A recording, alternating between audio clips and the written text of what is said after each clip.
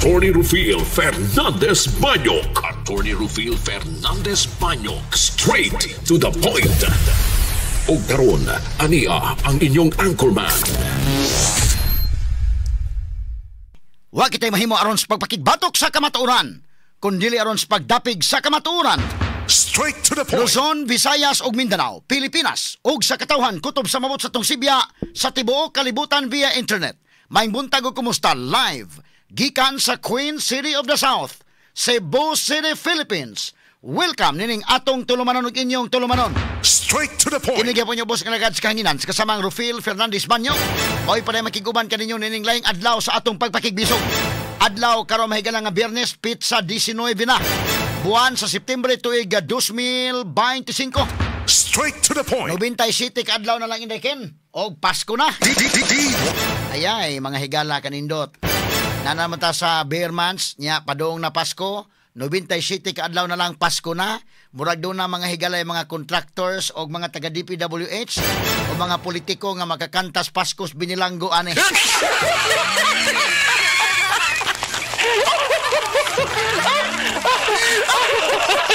Sa nakauban ko pa ang mahal na kong mga kontraktor.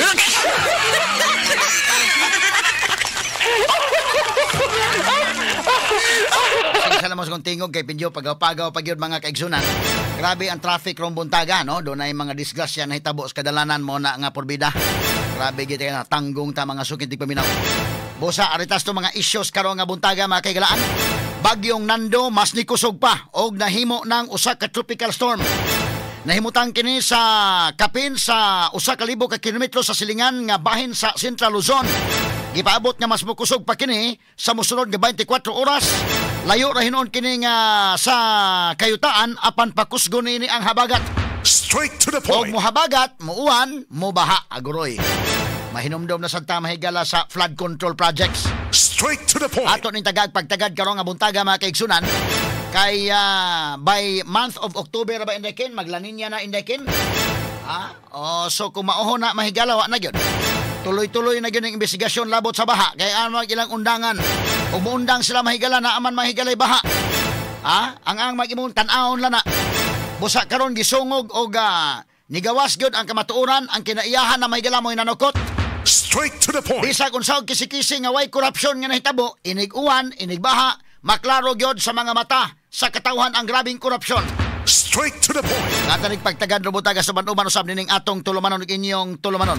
Straight to the point. Alis ta sa maayong balita alang sa mga trabahante sa Central Visayas nga pribado nga sektor tas-an ang minimum nga masuhulan. Pero di gud kayo yung taas gud pero may na lang ni. Bita-bitahan na lang 39 pesos sugod na sa Oktubre 4. Aron mahimo ng 540 pesos gikan sa 501 ang matag adlaw nga sweldo alang sa Class A sa Expanded Metro Cebu samtang ang ubang syudad ug lungsod nga naa sa Class B category mahimo ng 500 ang minimum nga sweldo sa matag adlaw. Straight to the point. Ni ang sweldo ni Juan de la Cruz. Kanang 500 pesos imo nang i-budget, no? Katong mga pamilyado og mo taas na panalitan at least 540 pesos imong i-budget na, no? Unya kun do na kay kon apil na budget sa imong tubig, kuryente, ang pagkaon, ang baon sa mga bata, ang plitihan padong og padong ngadto sa eskwelahan og pabalik, apil na ni ana, ha? Sagol-sagulan lagi nagmayng baktas kay wa man tay Rolls Royce, ha? Di man ta kontraktor. Ang mga kontraktor mahigala por bida grabihan daghan ang kwarta. Mura mga higala og ang kwarta grabiha gyud as lamisa gibutang mga sukit tig paminaw. Gahapon atol sa hearing sa Alcantara day og ato mga taga DPWH nananaw mga kaigalaan nga gitapok ang kwarta putin daghana. Alang mga higala sa ilang pag-deliver na sa mga bahinan sa kwarta. Diha sa lamisa ang putin daghan ng kwarta. Murag kuyaw tong kuana kwarta putin daghan kasama kay murag kadto mga manigarilyohay ba. Magdagkot kag lighter imo sa gidagkot sa kwarta niya una pa iadto sa sigarilyo. Ay pilti man gyud mahigalan daghana. At aning pagtagad lubutagas sa banuban usab nining atong tulumanon ug inyong tulumanon. Straight to the point. Samtang sa pikas bahin tulog yun ang ipang-contempt gahapon atol sa Senate Blue Ribbon Committee hearing. Una nang na-contempt si Engineer Bryce Hernandez. Gahapon gisundan mahigala atol sa hearing si kanhi DPWH Engineer Henry Alcantara. Kadtutuan na Pildes Casino makikilag 300 million. Gikontempt.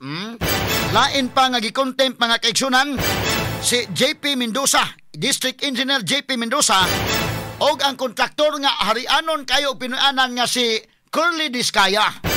Busa nakanta mga higala gabi gahapon ang Paskos Binilanggo. Ato lang ni agi kataw-katawa mga kaigsunan.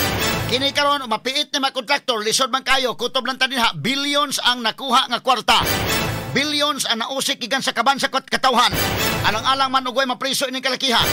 Ini kapriso ani mga kontraktor ni hinahinay na mahigalag panggawas. Sama panalitan ni kini ni ang kuan usa sa mga kontraktor mahigala nga si Sally Santos Indayken. Katong sa Sims Construction. Wa maapil mahigala ka contempt. Gumikan kay nitug-an na ginahinay ang iyang lisensya gigamit sa taga DPWH. Straight to the point. Ang iyang lisensya gigamit gitagaan na sa para royalty lamang abang sa iyang lisensya. So dili kayo siya mo'y dakog sa kay gitagaan na sa porsyento dayken. Og dunay nakuha nga 600 million ang taga DPWH sa tagaan lang sa porsyento niabot og 18 million ang iya dako gihapon 18 million. Pero ang 600 million day tayo ang gibahin-bahin sa mga buaya. Hinay-hinay nagtugaan, bahala mo ng mga preso mo. Sulti na lamang. Mao kini mga contractors karon. Og bit-on ang mga contractors padong gini mo sulti nga dili baya gyud ko ingon nga ako'y kinasad-an ani. Kadto mga contractors sa tong tabagan nga isulti na lang gyud ang tanan. Isulti na lang gyud ang tanan kinsa na mga politiko nga inyong mga sponsors din ha. Kinsa na taga DPWH og labaw tanan ka ng mga politiko nga maoy nagtuod ninyo nga mo sud anang maong klase sa transaksyon. Straight to the point. Ingon man mahigala si kinini ang sa Sims Construction. Napugos lamang sila sa pagpaabang mga kaigalaan sa ilang lisensya aron nga makakuha gyapon og project gikan sa DPWH. Straight to the point. Kini nga project gikan sa mga politiko. Aguroy. Straight to the point. Para butaga tagad ni pagtagad sa tuban-uman usab nining atong tulumanon ug inyong tulumanon. Straight to the point. Samtang ato ipadayon sab si Martin Romualdez. Asa na karon mga sukid tig paminaw. Si Martin Romualdez may galang nga napalpak na gyud ang iyang mga plano mo nagingon sa damgo na lamang. Sa pangandoy lang, nakita ko nga naglingkod ka sa Malacañang. Ang damgo nga mahimong sunod nga presidente sa nasod. Medyo kalimti na lang natin. Ano lang kay pagpangambisyon ten. Kiniguban pang mga iskutanan nga mabati exclusive over DYHP RMN Cebu 612 sa dial sa inyong mga radyo sa 93.9 IFM. Sa serbisyo publiko, maaasahan mo mga balita'y detalyado